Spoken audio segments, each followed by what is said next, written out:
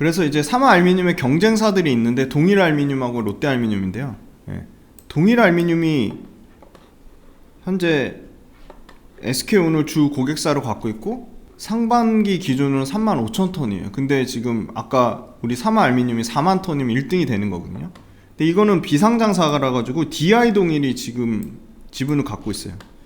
근데 얘네도 올해 상반기에 5호기 가동하면 연간 매출이 알박에서만 2,700억에서 2,800억 정도까지 2,800억까지 증가한다고 하고요.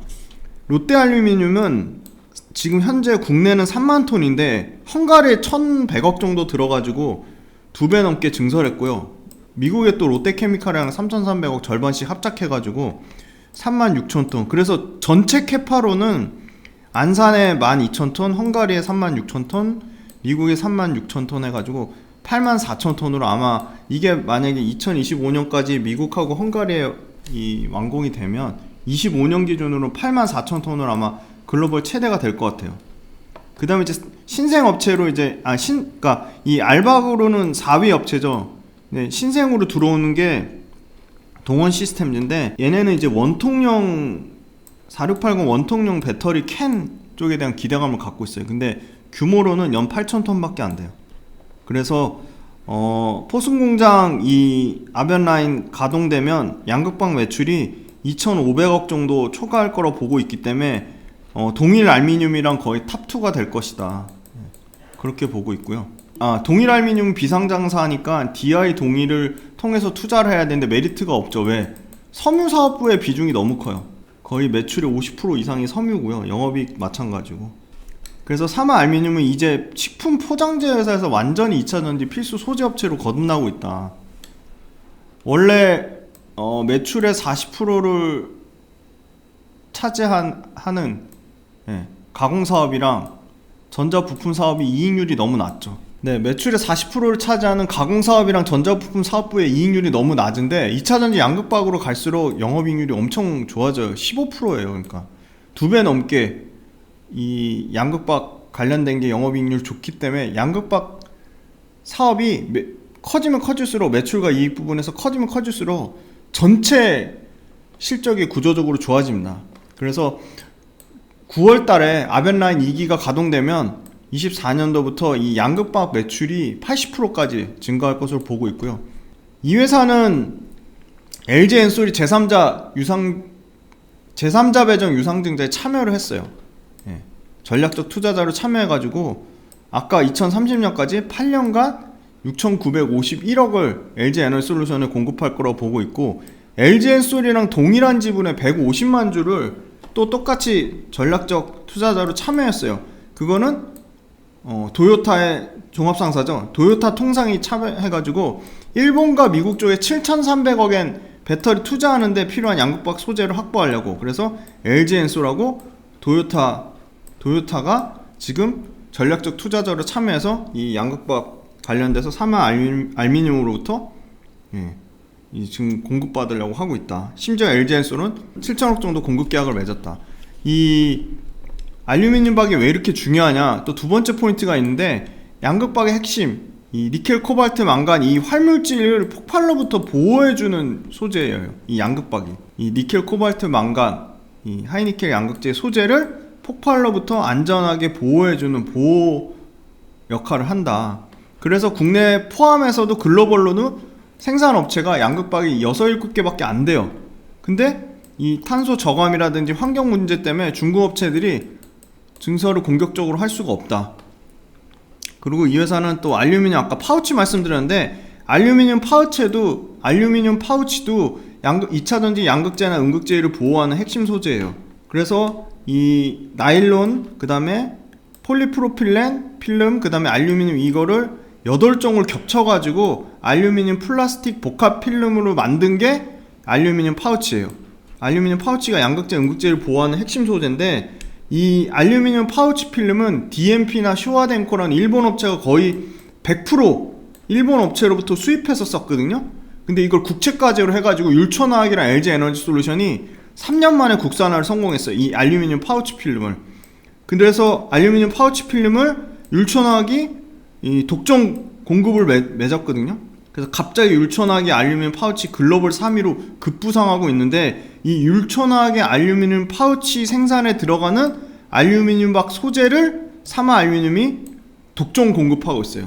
그러니까 알루미늄 파우치 필름이 DMP나 쇼와덴커 일본제에서 지금 LG엔솔이랑 율천화학이 국책과제로 따내서 개발해가지고 3년 만에 국산화했고, 그 알루미늄박 파우치 필름에 들어가는 알루미늄 박 소재를 사마 알루미늄이 전량 독점 공급하고 있다. 그리고 심지어 이 알루미늄, 러시아산 알루미늄에 대해서 200% 관세 부과를 지금 미국 정부에서 검토 중인 걸로 아는데, 이게 러시아산 알루미늄이 미국에서 비중이 한 10% 정도 차지하니까 수요와 공급 측면에서 이게 10%가 없어지면 알루미늄 가격이 뭐 크게 오르진 않더라도 알루미늄 가격을 하방을 유지해주는 조건은 될 것 같고, 일단 리스크 요인이라고 치면 업계 1등, 현재로서는 동일 알루미늄이 1등이라고 돼 있는데, 동일 알루미늄이 생산 캐파를 계속 늘려서 35,000톤까지 한다고 했는데, 사마 알루미늄 우리가 지금 4만 톤이거든요. 1등입니다. 1등. 근데 동일 알루미늄이 더 공격적으로 해서 뭐 5만 톤까지 하겠다 그러면 이게 사마 알루미늄한테 좀 위협적인 요인이 될 것 같고, 25년에 롯데알루미늄 같은 경우는 헝가리하고 미국 공장 증설해가지고 84,000톤까지 하겠다고 했거든요. 그럼 이게 나중에 뭐 가격 경쟁으로 이어져서 수익성이 악화되면 그 부분도 좀 리스크 요인이 될 것 같습니다. 근데 사마 알루미늄 같은 경우는 국내 배터리 셀 3사에 초기에 독점 공급했어요. 키워드보다 독점. 그리고 초기에 선점 효과를 누렸어요. 선점 효과.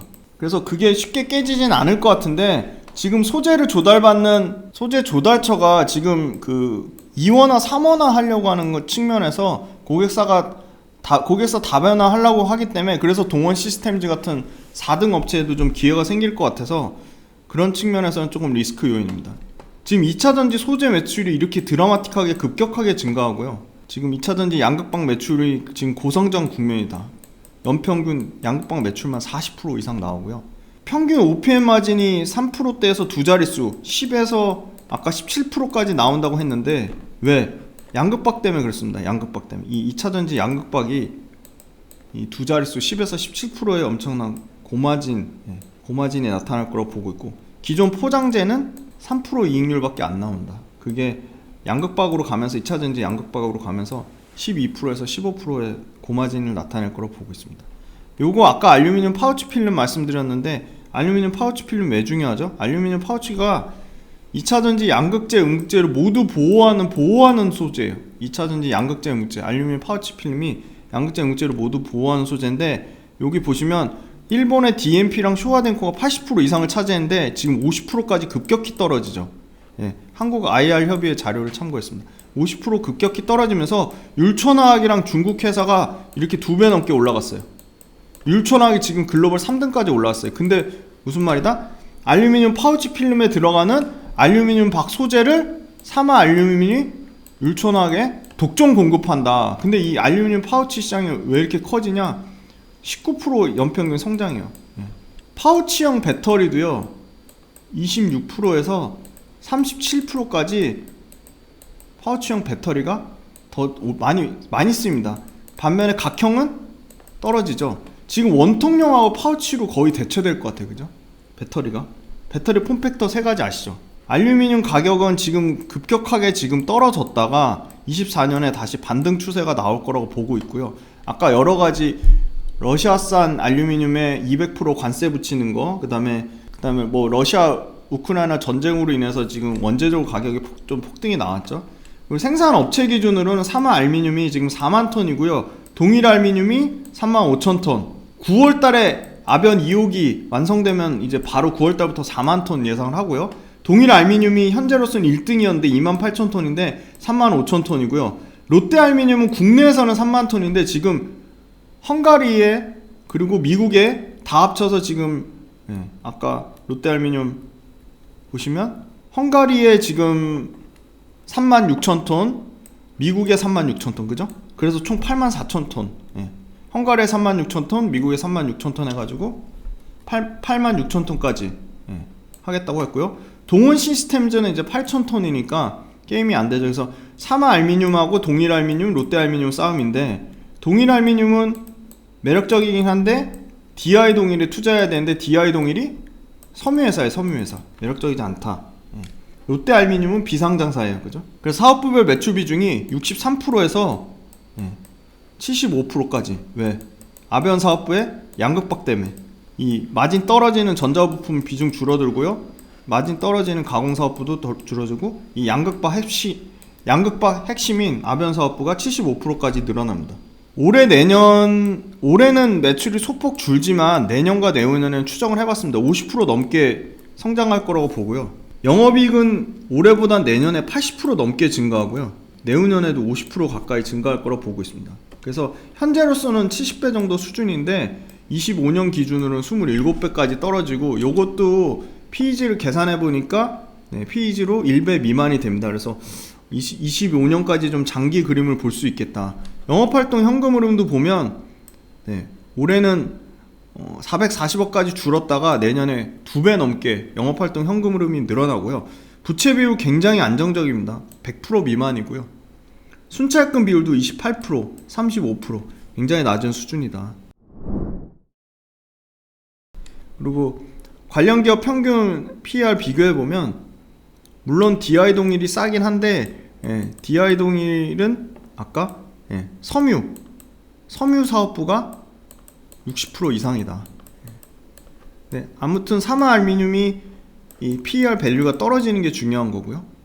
이익률도 월등히 좋습니다. DI 동일보다. 근데 알박의 이익률은 몇 프로 나온다? 12에서 15% 나온다. 알박의 이익률은 12에서 15% 나온다. 최근 수급 현황 보시면 연기금이 꾸준히 계속 사고 있고요.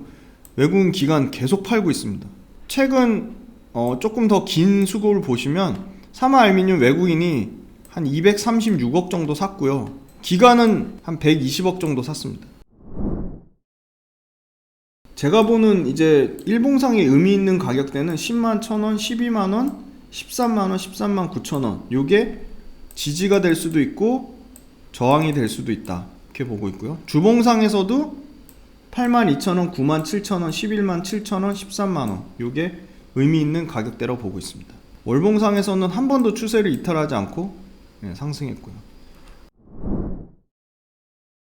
그래서 결론적으로 사마알미늄 요약해서 말씀드리면, 동일알미늄, 롯데알미늄 경쟁사가 있는데 일단 기술적으로 가장 앞서 있다.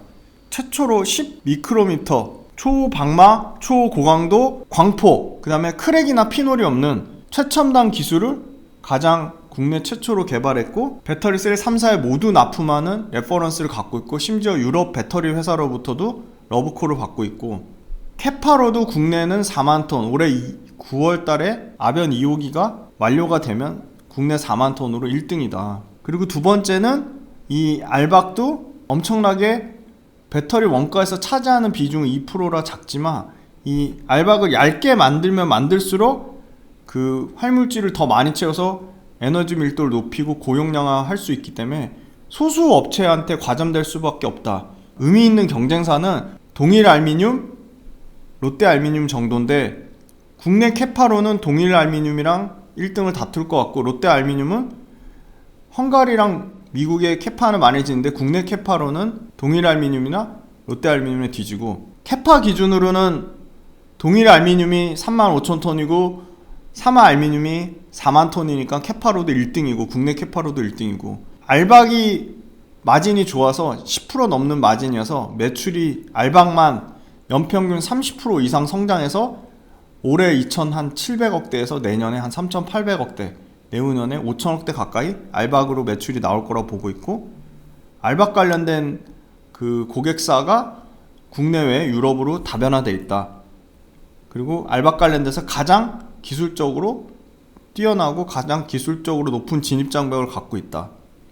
그리고 네 번째는 SK온에 집중돼 있던, 물론 배터리 3사 다 납품하지만 SK온에 집중돼 있던 고객사가 최근에 LG엔솔로 7천억 넘게 납품 공급 계약을 맺으면서 LG엔솔 비중이 커질 것이다. 그리고 글로벌 전체 양극박 시장이 2025년까지 연평균 40%씩 성장할 것이다. 그래서 양극박 매출 비중이 24년에 80%까지 늘어나고 24년, 25년에 본격적으로 이 양극박 캐파가 늘어난 게 실제 숫자로 찍힐 것이다. 그래서 이 양극박에 대한 기술력이나 진입장벽이나 레퍼런스를 인정받아서 LG 엔솔이랑 도요타 통상으로부터 투자를 받았다. 그래서 LG 엔솔이나 일본의 도요타 공급 물량 확보에 대한 기대감을 갖고 있고, 마지막으로 이 알루미늄 파우치가 2차 전지 양극재, 음극재를 보호하는 핵심 소재인데, 이 알루미늄 파우치 필름이 원래 DMP나 쇼와덴코 일본 독점으로 쓰던 거를 LG 엔솔이랑 율천화학이 국책과제를 받아서 3년 동안 개발해서 국산화했고, 율천화학이 알루미늄 파우치 필름의 글로벌 3위 업체로 급부상 중이고, 이 율천화학에 들어가는 알루미늄 파우치 필름의 알루미늄 박 소재를 사마 알루미늄이 독점 공급하고 있다. 그래서 이 알루미늄 관련된 이 2차 전지 양극박이 연평균 40%씩 고성장하고 마진율이 12% 고성장하면서 국내 독점이고, 국내 생산 캐파로도 알루미늄 박 국내 연간 4만 톤으로 1등이고, 알루미늄 파우치 필름이 연평균 20% 성장하는데, 알루미늄 파우치 필름 국산화 수요에 따라 율천하게 들어가는 알루미늄 파우치 필름의 소재 알루미늄 박을 사마 알루미늄이 독점 공급한다. 그래서 사마 알루미늄도 이 부품단에서는 굉장히 관심 있게 지켜볼 기업이라고 보고 소개를 해드렸습니다. 사마 알루미늄도 최근에 주가가 많이 빠졌지만 여전히 매력적이라고 보고 있습니다. 장시간 동안 사마 알루미늄 기업 분석을 들어주셔서 너무 수고 많으셨습니다. 다음에 또 신선하고 재미난 기업을 찾아갖고 오겠습니다. 감사합니다.